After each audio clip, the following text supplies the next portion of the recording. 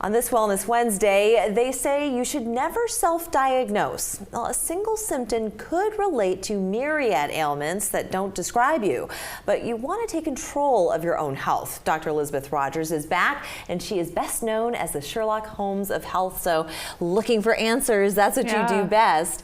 But it's true, you know, they say don't self-diagnose because you're going to find the worst of the worst, and you're going to think that it's dire rather than it being actually a quite simple solution. Absolutely, which we call in science, we call that confirmation bias. We tend to go look, you know, for the information that validates what we already think. So if we think we're sick, we're going to go find, you know, half a dozen research studies to be able to say to our partner, see, I know, I told you. So what's a healthy way then of educating yourself and sleuthing on the internet? Well, that's why, you know, one of the reasons I use a lot of words like clues and sleuth, because when you're out there on the internet looking for health information, among all types of information, you really do kind of have to be like a detective and a sleuth, because there's always information there designed to throw you off. There, of course, are people who want you to buy into their next trend or quick fix that is honestly not going to heal your problem, just going to put a Band-Aid on it, if anything. So we have to be really cautious. So, you know, the information I brought today is really to help our audience understand how they can be better sleuths and understand when you are looking at health information that you find online, how can you know if it's something you can trust and if it's actually right for you? Right.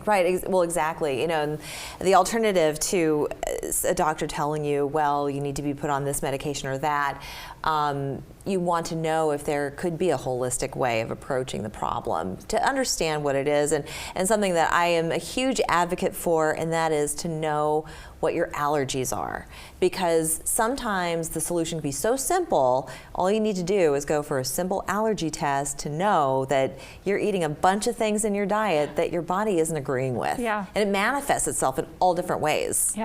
People think it's just a rash, but it could be a headache or joint pain, or there can be so many things contributing, right? Because there are a lot of different factors that impact our health and ability to heal. That's why I always tell people that the first best thing you can do is actually find the original source of the health information you're reading. Because when we hear it, oftentimes, how are we hearing it? We looked it up on a blog, it's on someone's social media post, or we're talking about it here, so we're hearing it on a news broadcast, or we're reading it in an article, and there's nothing wrong with that. However, it's going through a filter. It's going through a filter, and it's coming from an indirect source. And then health information can kind of turn into that game we used to play when we were kids, like the telephone game, where, you know, you say something to one kid, it gets passed down the line, and by the time the last kid says it, it's definitely a little warped. So where I could say, you know, I bought a new car today, the last kid will say, I fought a kangaroo today, which, you know, which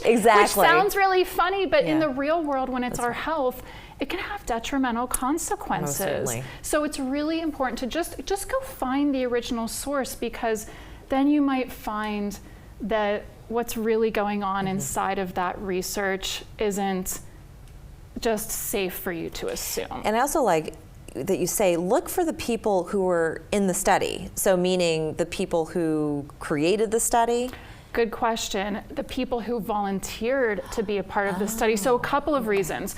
Study populations, oftentimes, if you are out there looking for health information, often the study itself is not necessarily going to be representative of our general population or of you.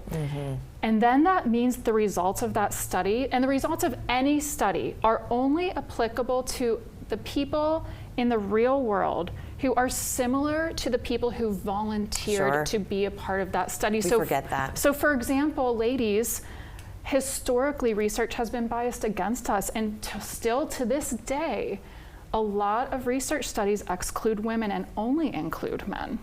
Oh, I didn't know that. So maybe a drug that was successful for men wouldn't necessarily be successful for women. Exactly. So I think, and of course, I would say it's good for everyone to look at who's in the study, but for women especially, we actually do need to be extra cautious. But your doctor is going to still prescribe it. Exactly. And your doctor is not necessarily going to go look at that research study and say, oh, well, Layla's coming in today, but you know, this drug I was going to recommend for her blood pressure was really more effective in men. men. They're probably not going to have the time to take those extra steps on your behalf, but you certainly can. Yeah, taking power back is what it's Yes. all about. Absolutely. Absolutely. And be sure to listen to Dr. Rodgers' podcast, The Bridge.